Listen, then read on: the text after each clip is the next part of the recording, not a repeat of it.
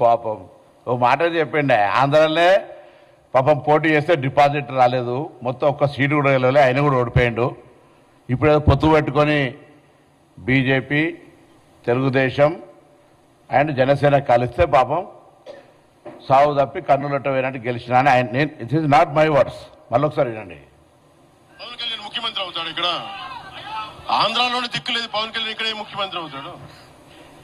So ఎవరు మిమ్మల్ని ఇక్కడ ఆయన కొన్ని మాట్లాడినప్పుడు పవన్ కళ్యాణ్ గారు కొన్ని మాటలు మాట్లాడే సందర్భంలో ఎవరో తెలంగాణకు రావద్దన్నట్టుగా, ఇది భారతదేశమా పాకిస్తానా అనే మాటలు మాట్లాడే సందర్భంలో మేము ఆనాడు ఉద్యమ సందర్భంలో కూడా తెలంగాణ విభజన ప్రజల ఆకాంక్ష, విడిపోయి కలిసి ఉందాం తెలుగు రాష్ట్రాలుగా అనేటువంటిదే నినాదం. ఇవాళ కూడా 12 సంవత్సరాల్లో ఎవరం కూడా ఆంధ్రప్రదేశ్కు సంబంధించిన వాళ్ళు ఇక్కడ ఉండొద్దనో వ్యాపారాలు చేయొద్దనో, అమెరికా వాళ్ళు ఇన్వెస్ట్మెంట్సే చేస్తారు ఇక్కడికి, ఆంధ్రప్రదేశ్ పెట్టుబడి ఎందుకు పెట్టేస్తారు? మీరు అంటారు కావచ్చు తెలంగాణ పెట్టుబడులు ఆంధ్రకు రావుతాయి. ఇంకొక మాట చెప్తున్నాను, ఎస్ మిస్టర్ పవన్ కళ్యాణ్, ఇది మా అయ్య జాగిరే, మా తెలంగాణ ప్రజల అయ్య జాగిరే, 4 కోట్ల ప్రజల మనుషుల యొక్క అయ్య జాగిరి, నీ అయ్య జాగిరి కాదు. ఫస్ట్ గుర్తుపెట్టుకో.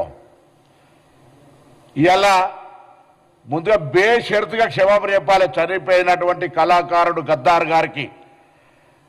గద్దార్కు కారు కొనిచ్చినా అని చెప్పి చనిపోయిన వ్యక్తుల గురించి మాట్లాడడమే అప్రస్తుతం. ఒక కళాకారుడు,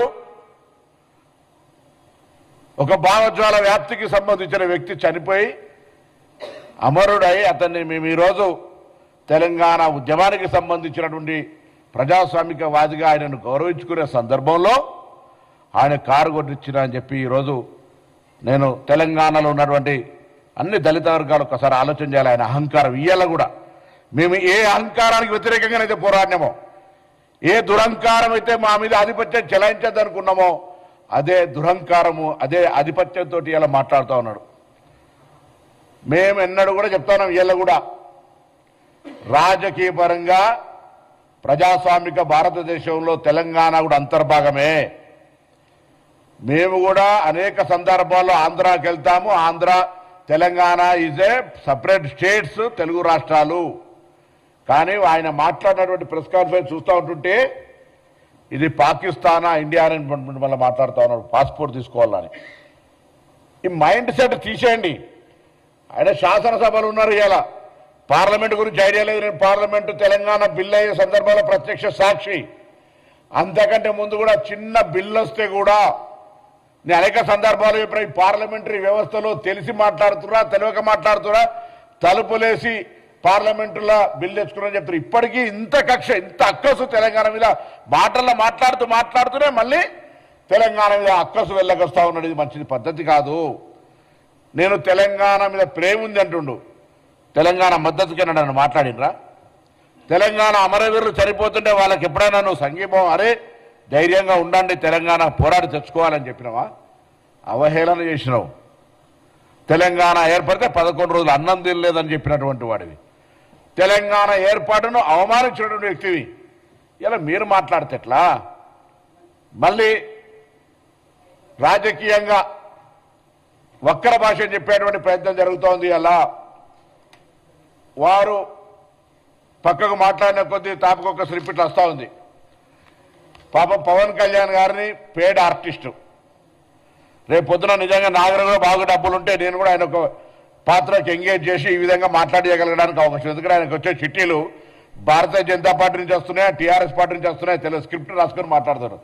భావజ్వాల వ్యాప్తి ఉంటే, తెలంగాణ నరాన గుండెల్లో ఉంటే నేను ఎవరిని అవమానిస్తాను? ఆంధ్రప్రదేశ్ ప్రజలను కూడా. ఈవెన్ చంద్రబాబు నాయుడు గారు, తెలంగాణ ముఖ్యమంత్రి రేవంత్ రెడ్డి గారు వచ్చి కూర్చుంటే కూడా తెలంగాణ విభజన హామీలను సామరస్యంగా పరిష్కరించుకోవాలని మాట్లాడుకునేటువంటి అటువంటి వాతావరణాన్ని కలిగేసే ప్రయత్నం చేస్తూ ఉన్నాం. ఇక్కడ ఉన్నటువంటి వాళ్లకు అన్ని రకాలుగా శాంతి భద్రతతో సహా ఎక్కడ కూడా అవసరమైతే రాజకీయంగా ఇలా చాలా మంది పోటీ చేసి గెలుస్తూ ఉంటారు, ఎవరికి అభ్యంతరం లేదు. ఏమనంటే కొండగట్టుకు పైసలు ఇచ్చినండి, నీ అయ్యే జాగిరియా పైసలు?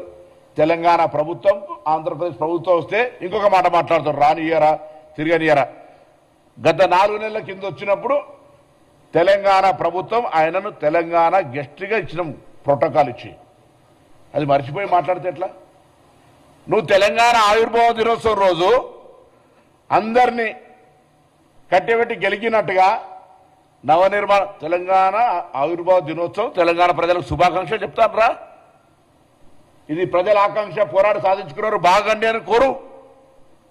తెలంగాణ నవనిర్మాణం ఏం చేసేది ఉన్నది? నువ్వు వచ్చి పీకేదేంది ఇక్కడ? నువ్వు ఇప్పుడు చెప్పినావు కదా అక్కడనే పీకలేకపోతుంది ఇక్కడే పీకుతా అని. మళ్ళెందుకు ఇట్లా అనేటి ఒక మాటలు చెప్పేది ఒక మాట. స్క్రిప్ట్ పాప చక్కగా రాసిస్తలేరు బీజేపీలో, ఎవరు ప్రాపర్ గైడ్ చేస్తలేరు. అంతే ఒక మాట బీజేపీ వాళ్ళు ఇరువుతారు పొత్తు కూడా పెట్టుకోమని చెప్పే పరిస్థితులలో, ఒకసారి పొత్తు పెట్టుకుంటామనే పరిస్థితులలో ఆలోచన ట్రస్ట్ ట్రావెల్ జరుగుతుంటుంది. ముందు ఒక ఆర్టిస్టును హీరోగా పెట్టుకోవాలంటే ముందు టెస్ట్ డ్రైవ్ చేస్తున్నట్టు, అంటే స్క్రీన్ టెస్ట్ చేస్తే స్క్రీనింగ్ అట్లా చేస్తున్నట్టు పవన్ కళ్యాణ్ గారిని పాప తెలుసుకోవాలి. అటు బీఆర్ఎస్ పార్టీనా ఇటు భారతీయ జనతా పార్టీ ఎవరో ఒకరు మాత్రం ఆయన ఎంగేజ్ చేసుకున్నటువంటి ఆర్టిస్ట్గా వాస్తవం. 2009లో ఎమ్మెల్యేలు తిరిగినప్పుడా 2014 ఎన్నికలప్పుడు తిరిగినా జనం వస్తుండొచ్చు.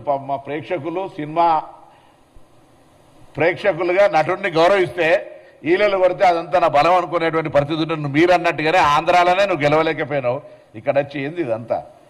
మళ్ళీ చెప్తాను, పవన్ కళ్యాణ్ గారు ఇక్కడ తెలంగాణలో రావడానికి పోవడానికి సంబంధించిన మాకేమటువంటి అభ్యంతరాలు లేవు. కానీ ఆవిర్భావ దినోత్సవం రోజే గెలికి నవనిర్మాణం పెడతా అంటే చూస్తూ ఊరుకోవడానికి కూడా సిద్ధంగా లేరు. మా అయ్య జాగిరే నీ అయ్య జాగిరి కాదు అని స్పష్టంగా ఒక మాటకు చెప్పడానికి, తెలంగాణ ప్రజల ఆకాంక్షకు అనుగుణంగా ఏర్పడ్డదని చెప్పడానికి, ఈ తెలంగాణ ఆంధ్రప్రదేశ్ ప్రజలకు ఎప్పుడు కూడా స్వాగతం చెప్తుంది, ఎప్పుడు కూడా మేము వ్యతిరేకం కాదని చెప్పడానికి, ఇది ప్రజాస్వామ్యంలోనే ఉన్నామని చెప్పడానికి, ఆఖరికి పవన్ కళ్యాణ్ గారు ఎక్కడి దాకా దిగిపోయారు, అంబేద్కర్ గారు అంటే రాజ్యాంగాన్ని రచించినటువంటి వ్యక్తి విగ్రహాలకు సంబంధించి ప్రస్తావన తెచ్చేంత ధైర్యం చేస్తా ఉండే ఇలా అహంకారం. అంటే ఆయన ఏదో మాట్లాడుతున్న తెలంగాణలో తిరుగుతా ఎవడతున్నాడు? నువ్వు సినిమా నటుడివి తిరుగు. ఇలా ఇటువంటి మాటలు మాట్లాడేటువంటి ప్రయత్నం జరగద్దని చెప్పి కోరుతూ ఇమ్మీడియట్గా రిజైండర్ పై సాయంత్రం గద్దార్ గారి ఆత్మకు క్షమాపణ చెప్తున్నట్టుగా ఇవ్వాల్సిందే. ఆ అంశం మీద అన్ని వర్గాలు తీవ్రంగా ఖండిస్తూ ఉన్నాయి. అదేవిధంగా మేము తప్పకుండా మరొకసారి చెప్తా ఉన్నాం, ఈరోజు ఇదంతా కూడా డెఫినెట్లీ మేము ఎన్నడూ కూడా తెలంగాణ వాళ్లకు తెలంగాణలో ఆంధ్రలకు పని ఏం లేదు అని మేము ఎన్నడూ అంటలేము. ఇది ఫెడరల్ సిస్టమ్, డెమోక్రటిక్గా ఇది హైదరాబాద్ లింగ్విస్టిక్ హెడ్ క్వార్టర్, అన్ని భాషల వాళ్ళు ఉంటారు, అన్ని వ్యాపారాలు ఉంటారు. ఎన్నడూ కూడా నేను హైదరాబాద్ ఇన్ఛార్జ్ మంత్రి చెప్తాను, నీకు ఇక్కడ ఏం ఇబ్బంది లేదు, ప్రొటెక్షన్ అందిస్తాం కానీ ఇక్కడ వచ్చి గెలుకకు అనవసరంగా తెలంగాణ ఆత్మ గౌరవాన్ని ఆ భావాన్ని రెచ్చగొట్టే ప్రయత్నం చేద్దని నేను కోరుతాను. పవన్ కళ్యాణ్ గుజరాత్లో పోటీ చేయండి బాస్. గుజరాత్లో పార్టీ పెట్టుకోమను, గుజరాత్లో కూడా పార్టీ పెట్టుకోమను. మొన్న అమిత్ షా గారిని కలిసి వచ్చింది కదా, అక్కడనే పార్టీ పెట్టుకోమని చెప్పు. ఇప్పుడు కాంగ్రెస్ నాయకులు మేము ఎవరం నువ్వు తిరగొద్దు చేయొద్దు అని అనలేదు. మేము ఏమన్నాము, తెలంగాణ వాళ్ళ నరదిష్టి కళ్ళు మంచివి కావు, అందుకే కోనసీమల చెట్లన్నీ చచ్చిపోతున్నాయి, బహుశా దానివల్లనే వాళ్ళు తెలంగాణ కావాలనుకున్నారని చెప్పి మాట్లాడింది ఎవరు? మేము ఎప్పుడు నేను రావద్దని, నువ్వు కూడా 2007లో తిరిగినావు నువ్వు, కానీ ఎవరి కోసం తిరిగినావు? అప్పుడు ప్రజారాజ్యం పార్టీ కోసం తిరిగినాం. ప్రజారాజ్యం పార్టీ ఎవరిది? మీ అన్న చిరంజీవి గారిదే కదా. చిరంజీవి గారు అంటే మాకు అభిమానం. మళ్ళీ ఆ పార్టీ తర్వాత ఏమైంది? కాంగ్రెస్ పార్టీతో విలీనమైంది. చిరంజీవి గారు రాజ్యసభ టికెట్ ఇచ్చింది కాంగ్రెస్ పార్టీ, సెంట్రల్లో కూడా స్టేట్ మినిస్ట్రీ కూడా ఆయనకి ఇచ్చినారు. మళ్ళీ ఆ రోజు నువ్వు ఏ రోజు మాట్లాడిందంతా ఏ కోణంలో మాట్లాడినావు? బీజేపీ వాళ్ళని ప్రొటెక్ట్ చేసుకుంటూ, అటుపక్క బీఆర్ఎస్ వాళ్ళని ప్రొటెక్ట్ చేసుకుంటూ నువ్వు మాట్లాడింది కాంగ్రెస్ పైన.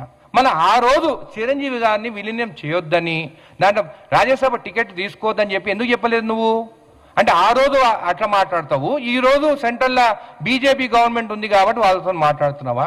అసలు నా డౌట్ ఏంటంటే, అసలు ఆంధ్రాలో అంటే ఆంధ్ర తమిళనాడు పాలిటిక్స్ ఎట్లుంటాయంటే ఎవ్రీ 5 yearsకి ఎన్ని ప్రభుత్వాలు మారుతుంటాయి. తెలంగాణలో 10 years ఫిక్స్డ్, దాని తర్వాత మాకు జాక్ పాట్ ఉంటుంది ఎట్లయినా కాంగ్రెస్కి. నేను చెప్తాను ముందు నుంచి.